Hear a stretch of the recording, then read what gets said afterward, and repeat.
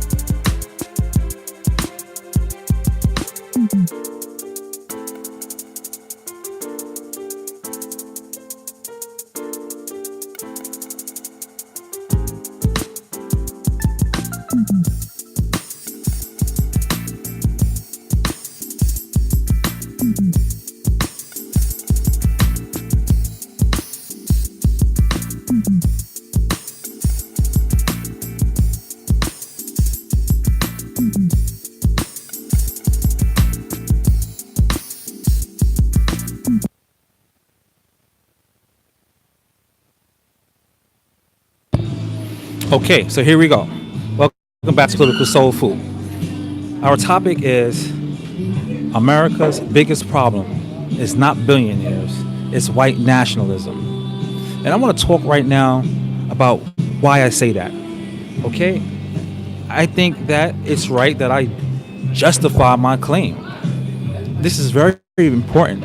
I mean, if we listen to Bernie Sanders or Elizabeth Warren or Alexandria Ocasio-Cortez, we're hearing billionaires,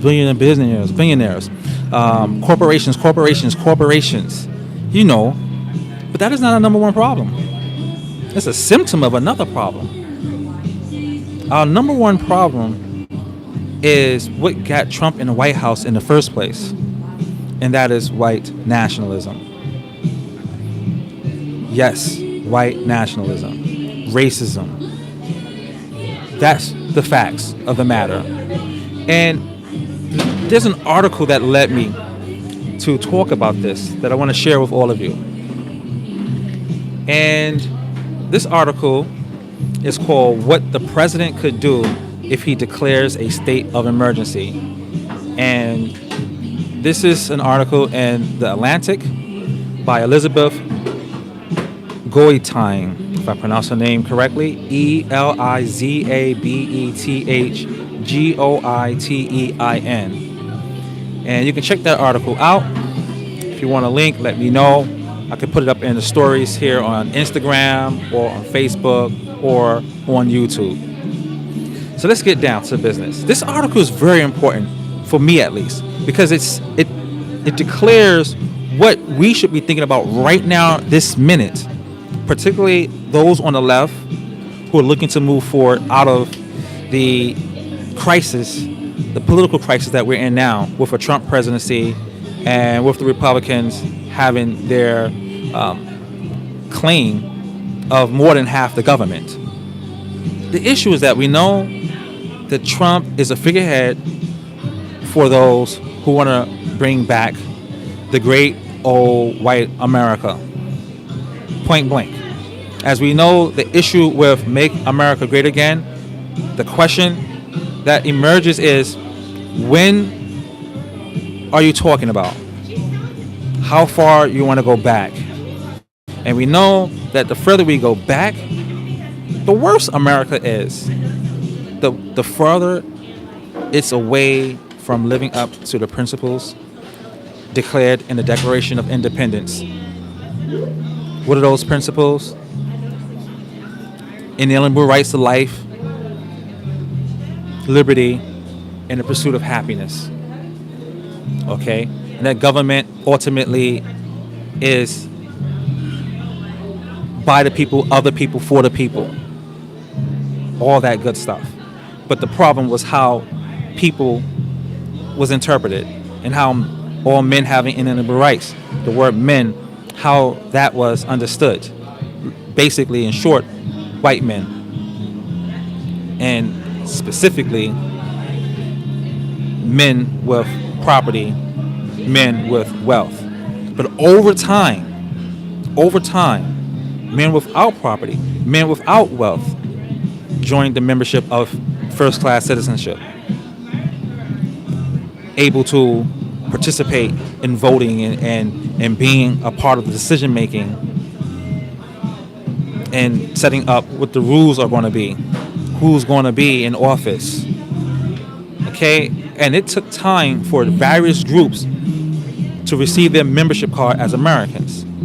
So my point is, going back seems to say that people want to go back to a time when certain participants were not able to be a part of first-class citizenship. Now, with that said, here's the urgent problem. The urgent problem is that we are seeing the bubbling up of overt appeals to a fascist country, to a unified white nation. That is what MAGA is representing. That is what Trump is representing. That is what his administration is symbolizing. And along with that, all the other ills of anti-democratic sorts, such as economic segregation or the centralization of Protestant evangelical Christianity, or the heterosexual norm in our country. All right? So that's what's going on. That's what that MAGA hat is representing. Or that is who the majority are, those who are wearing that MAGA hat.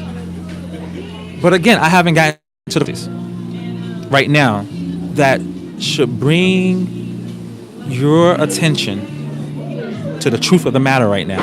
The truth of the matter is that while many on the left are targeting a real issue in our country, a systemic issue in our country, they're not getting to the root cause that allow that issue, the issue of wealth, the issue of economic segregation, to exist in the first place.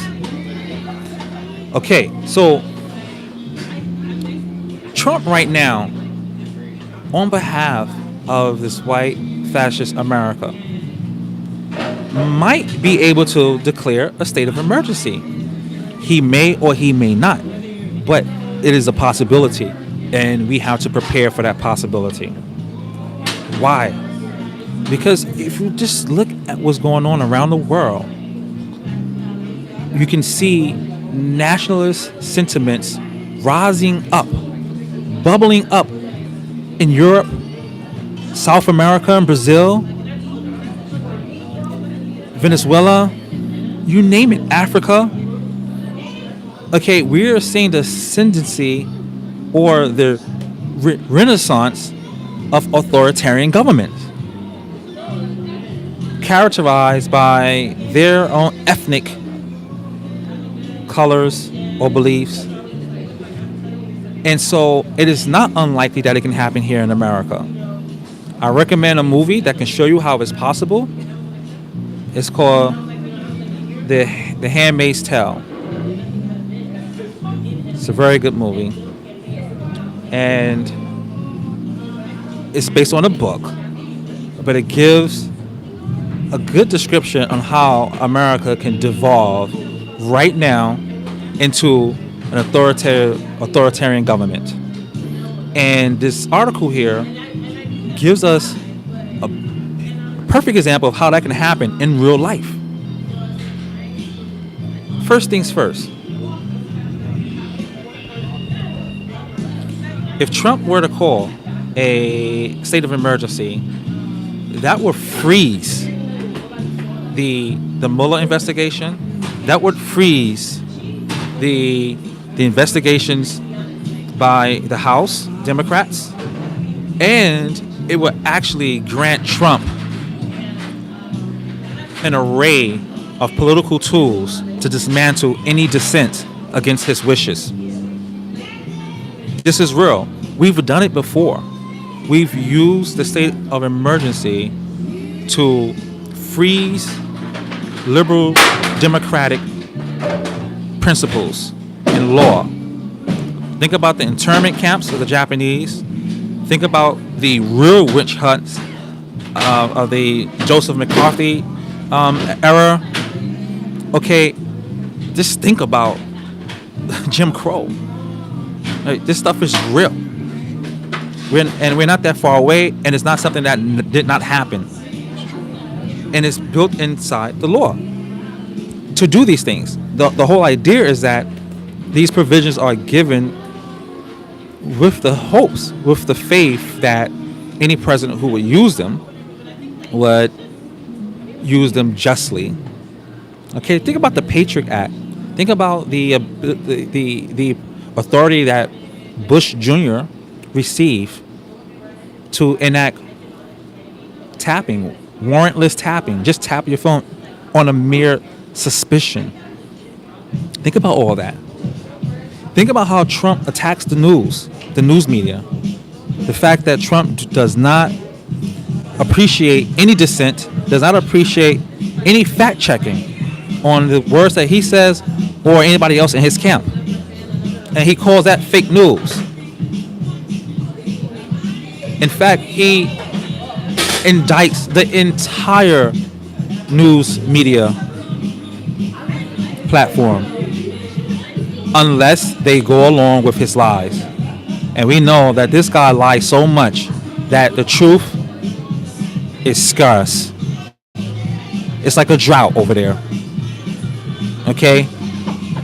So, this article is really good for us to get into, for you to get into, because there's a detailed explanation of the powers of the president during a state of emergency, and it gives a nice brief history of this. So it evaporates the response that, hey, this is some kind of paranoid politics right here. No. We've done this already. And so what the author is suggesting is that we make sure that Trump does not have the powers that a president would have at this moment during a state of emergency. That the House should start, that Congress overall should begin to reduce or restrict Trump's access to the kinds of powers that he can have during a state of emergency. For example, one of the things he can do is stop media companies from dissenting against him with the claim that those who are dissenting are actually aiding and abetting our enemies or causing confusion. Okay, he can say that, imagine he declares a state of emergency during the 2020 elections, right around when it's time to go to the polls, and he says, I have to bring out the National Guard. And you know how he is when his neo-Nazis come out. He doesn't call them out. He says, there are good and bad people on both sides. He can well near justify them, telling them, listen, people who are coming after me in the news, or people who are dissenting, those liberals, they're destroying America. And then imagine we get into this frenzy, this fight on the streets. He calls the National Guard and says, listen, I got to stop this mess. We need to postpone the presidency. Sounds like a movie. But all of these scenarios can be enabled with the laws already sealed in Washington. They've already been used. Let me give you a few just to make the case here. Okay.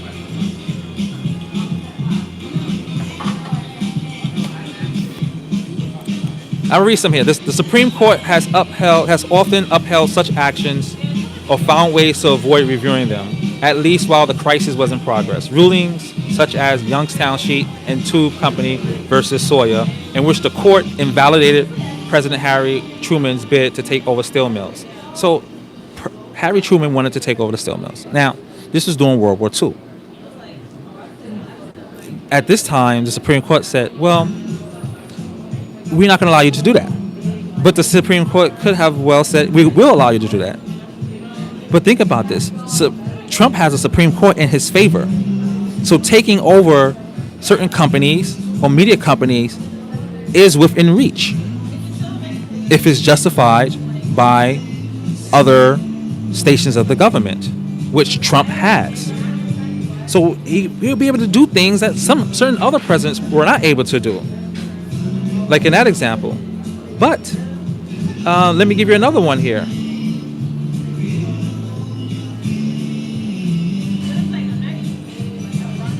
Congress passed the National Emergencies Act in 1976. Under this law, the president still has complete discretion to use an emergency declaration, but he must specify in the declaration which power he intends to use.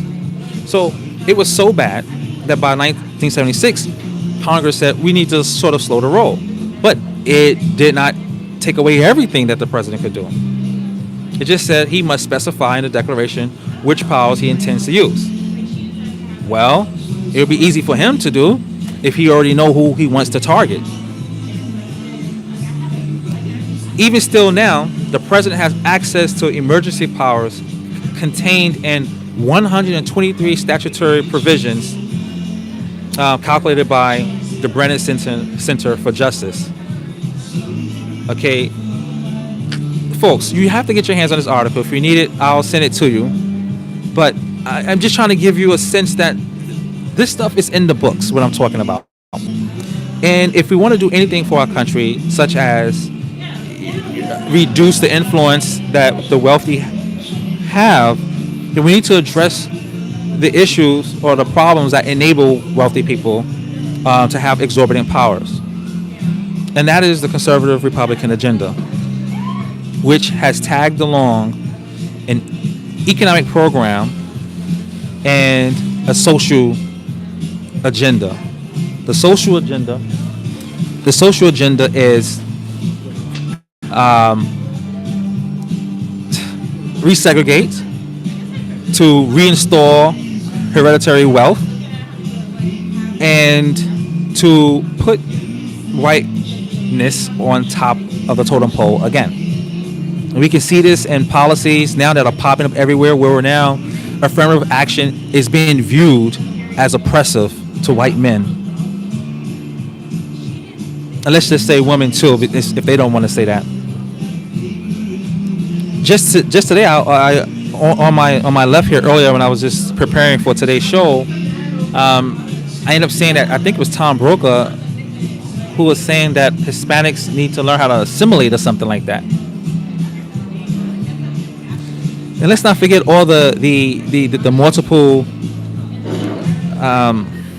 assaults of people of color, black, Hispanic, Latino, and others, right on the street. People being prevented from going into their houses, their homes. People prevented from using a permit to use a public space. People prevented from shopping without being harassed. And you want to worry about billionaires? And you want to worry about billionaires right now? The sentiment is good, but so those liberals who continuously ignore racism, you're doing a disservice to your own cause. Because the people who voted for Trump are not all just wealthy. They are blue-collar workers as well. In other words, we have blue collar workers who are very supportive of Trump's and the Republicans' economic plan that basically allow the wealthy to have even more money and more influence. Think about all the deregulations. I mean, this guy went on a deregulation spree, deregulating public lands, deregulating the EPA, you name it. So it's not just an economic issue. In fact, the economic issue is not the foremost issue, because these same folks really do want a fair system, but they just can't do it because of their racism. White nationalists will rather suffer economically than have a fair playing field. And that's why we see an attack on the polls. They're so desperate that they're willing to allow the Republican Party to be tainted as a party that supports treason. Their president has actually supported a foreign leader's word over his own intelligence community. And you're going to tell me that the issue is economics? Billionaires are a problem. But if you want to get to that problem, you want to get to the core. So right now we need to protect voting rights. We need to make sure that the polls are easily accessible in areas where minorities live. Right. Ultimately, we want to address gerrymandering in the Electoral College. And that way we can get an influx of voters who can then vote for the kind of policies we want. Here's my case in point. And then I'm going to engage with my boy, Synstonomics, who's here. I think he has some questions for me on this matter, or some comments. Here's my case in point right now. My case in point is, let's take New York State. I'm in New York State. So I was talking to someone who was like, now that we have, because of the progressives, we are seeing our Governor Cuomo, pass way more progressive bills. But the issue with that is it overlooks the fact that the New York State legislature has been dominated by the Republican Party until we had an increased voter turnout this time around. And the increased voter turnout basically gave Democrats, the left, the advantage, which means that the kinds of things that we wanted to do for years we now have an open door. We now have a tunnel to just put in all these amazing policies that have been blocked. So it's about voter turnout. And just this notion that you have like these super progressives, and then when they come, they're going to come like messiahs, creating this more progressive liberal world. No, when people vote, we get to do the kinds of policies that we need to do. So now we can address so many issues because of an increased voter turnout. That's where it lies.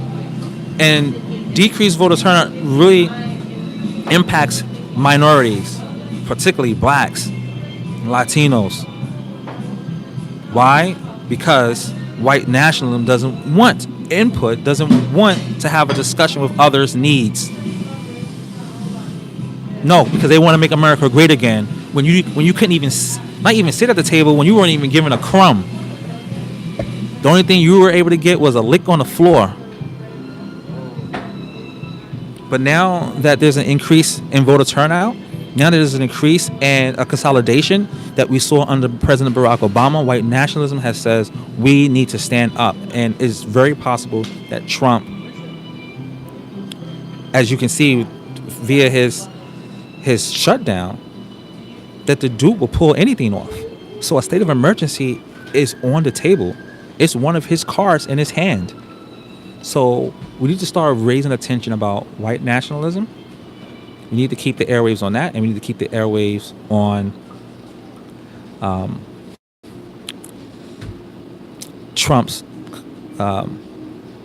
the possibility of Trump calling a state of emergency on behalf of the white nationalist agenda. So let me see what my boy Josh might have to say about some of this. I'm going to post this article. I didn't go into it the way I wanted to. I might do that separately. But I have it here, and there's too many details, and if I got bogged down to the details, yeah, I see that. So I'm definitely going to share it. I'm going to DM it to people. So what's your take, Josh? I mean, anything that... You made some interesting points, but I wanted to go back to the beginning when you just gave an example. Just come over here a little bit so people can hear You you. gave an example of white nationalism and you gave the example of racism. Just to broaden the example, what is white nationalism? Okay, white nationalism is nothing more than the ideal, the ideology that white people consists of the primary citizens of a particular country, and that they will or they should enjoy the privileges of first-class citizenship first beyond any other group, and that this country should aid and abet their desires and their wants. Okay, and if that means other people will be excluded or have to be excluded, then so be it, because it's white nationalism. This is a sentiment that has been expressed, that has never really been rejected by white America. It's only been rejected by President Barack Obama. Andrew Johnson wrote, "This is a country for," if I can remember it directly, "this is a country for white men, and by God, as long as I'm president, this will be a government for white men." This was expressed by a president right after the end of slavery. It was a reminder. The only president who really targeted that was Obama, when he tried to say there's no black America, there's no white America, there's no red states, there's no blue states, right? And basically, it was shots fired at that sentiment. And it's not surprising to see the backlash occur after that. So white nationalism is basically white people believe in America belongs to them. But when you're a billionaire, you're powerful. You already see yourself as superior to. Please move. They said please move closer to the mic so he can be heard. When you're a billionaire, you are already superior on top of. So if you look at billionaires in other countries, right, and how they treat their citizens, right, is it different or is it the same?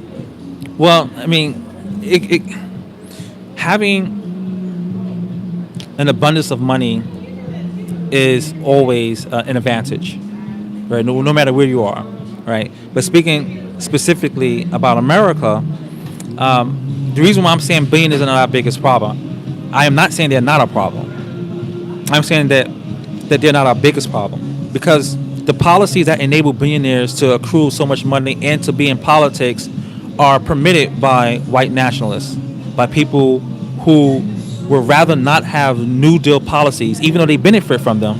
They would rather not have unions, even though they benefit from them, because Latinos and black people and other non-whites will have the same kind of access and luxury and participation in politics. This turn against the New Deal policies occurred right after the 64 Civil Rights Act, 65 Voting Rights Act, and 65 Immigration Act. Okay, so what we're saying, what I'm trying to say is that the very people who are allowing billionaires to have this undue influence are those who are promoting white nationalism. Okay, this is the collateral damage that they are willing to endure. Gotcha. And so if we want to just harp on billionaires only, we're not really getting to the cause, right? There are millions. Trump right now has millions of people. He can literally have his own nation. If we were to divide the country right now based on who voted for Hillary and Obama versus who voted for Trump, right? The people who voted for Trump would consist of a country larger than many other countries around the world. Okay, so the billionaires are not as nearly as responsible for the financial scenario as are the people who don't want those, who rejected the policies that prevented billionaires from having this kind of undue influence in our politics. So if we're only harping on billionaires, it's a distraction of the attack on culture, which is really the bedrock for our politics. That's kind of what I'm saying.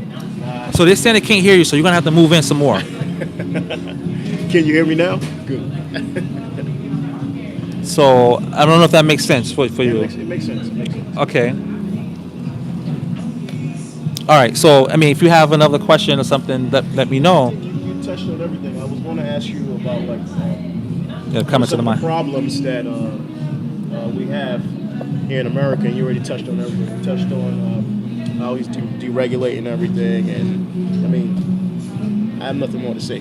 All right, cool. Well, I mean, that's my case, ladies and gentlemen. And so, my message to anybody who want to run for president on behalf of Democrats, my message to anybody who's representing Democrats in this country, you got to do more than talk about billionaires at this point. That's what my thoughts are. I think that stressing the billionaire situation actually will get more attention from the right than any other issue, because they would rather have that in the airways. If you notice that let's say Alexandria Ocasio-Cortez, they're responding to her.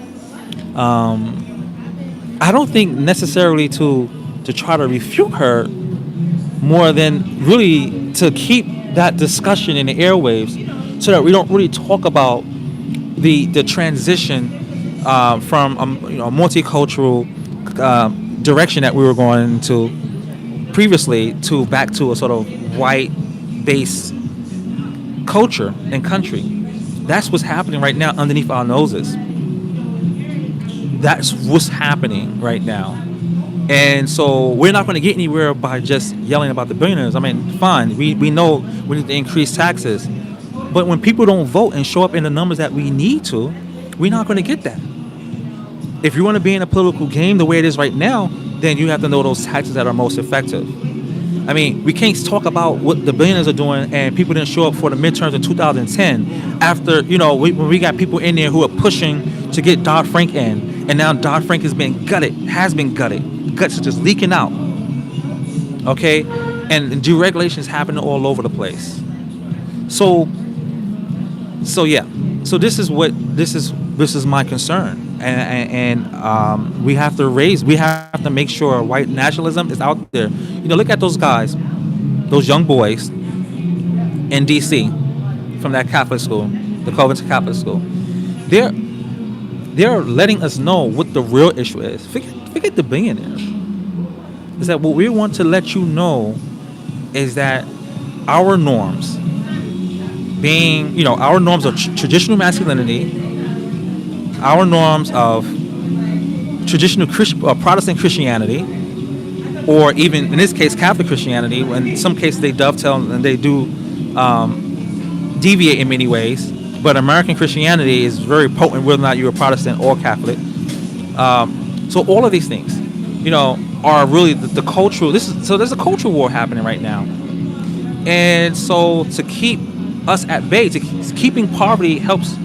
All right, obviously it's a self-inflicted wound, but poverty around the country is going to impact other groups that don't have the same kind of social and political and economic safety nets. So it's best just to sink the ship if you know that everybody else don't have a life vest. So that's what's happening. They'd rather sink the ship economically, because at the end of the day, everybody else don't have a life vest and they're going to drown. And that's what we've seen in the 2008 Great Recession. And Obama, my boy, threw out those life vests, which is why we saw an increase in black employment. And now Trump wants to take credit for that. Okay?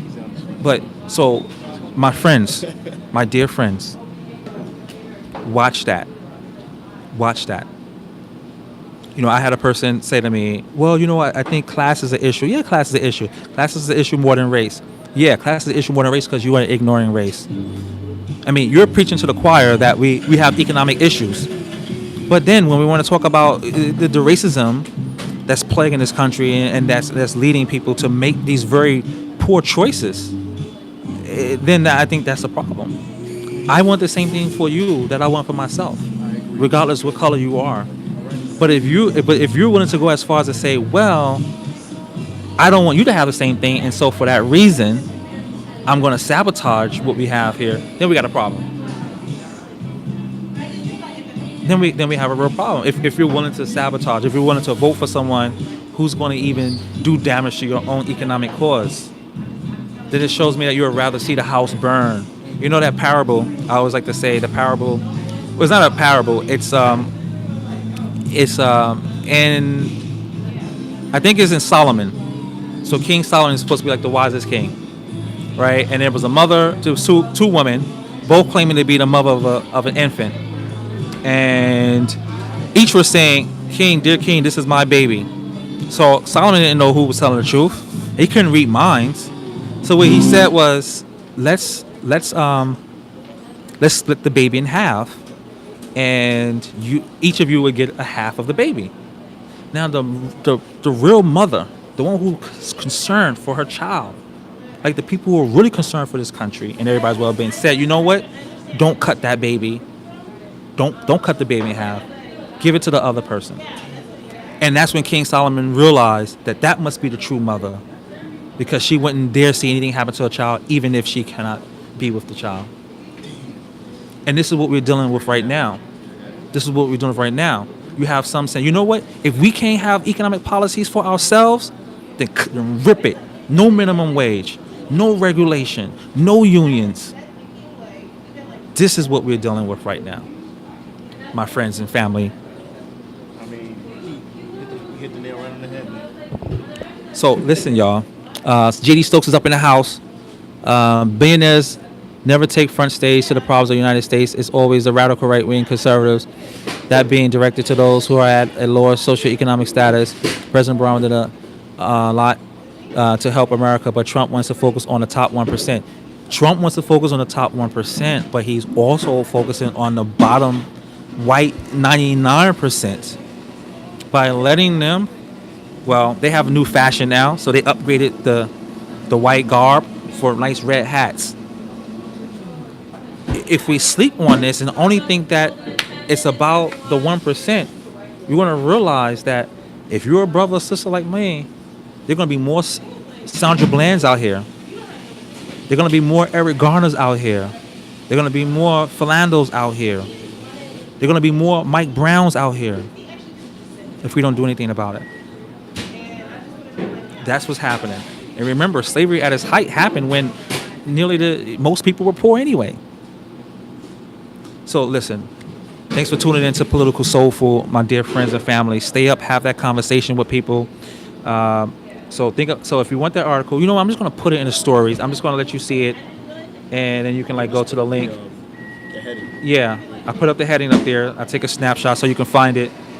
I'll probably talk about this article in more detail for those of you, particularly my patrons.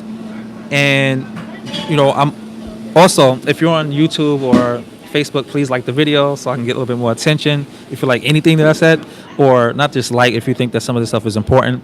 Also, for those of you who want to support more, check out Patreon, patreon.com/Kasaun Henry, Kasaun Henry, HNRY. Check out there. You can do one-time support on my website, KasaunHenry.com, or go to Patreon and try to support this cause so I can keep it moving and grow and have more time to do research and stuff like that. But I want to thank my boy Sensonomics for coming in and chiming in on this discussion, and we're probably going to continue it up. So listen, stay on top of your game, everybody. Stay on top of your game. Make sure you remind people to vote. Make sure you remind them to read, stay informed, be active, help somebody you see in need. If you're in New York, give somebody up, MetroCard, swipe, do whatever you can just to make somebody's day just a little bit better, because we gotta hold hands one way or another to make this happen. And so again, I am not saying billionaires are not an issue, but ultimately I'm saying that billionaires are enabled and they're surfing the wave. It doesn't matter. Even if taxes were 70%, they're positioned to still make that money. and because of their ownership of the means of production. All right, so they still would be caking it. What I'm trying to say is that if we want to address that problem, then we need to step up our game in voting, and we need to get more minority people out there to also share their concerns and be a part of the discussion at the table. And right now, the main discussion is whether or not we're going to allow white nationalism to white out this country. All right, peace out, y'all. IG, thanks a lot for tuning in. GD Stokes, thanks a lot, bro. Yeah, sooner or later we want to get more time. Once my Patreon count goes up, I'm gonna make this full time, bro. Gonna be full time. All right, peace and love, everybody. It's good to see Tiana up in here. All right, y'all. Night.